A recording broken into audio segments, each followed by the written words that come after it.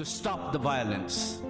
The Home Minister says on the floor of the Parliament that the CM is cooperating. What does that mean? Or is there a jugalbandi between these two and creating a confusion so that this violence can continue? Women get raped, people get killed, their houses burned. And they said, you solve the problem, you talk to each other. So the state has collapsed. There is no state. So the progressive elements within court, he is taking the position of tribal savior, and then some people as savior of the Hindu Maitais, and you in the mainstream is fueling this through these press reporters and others. You're not even careful about not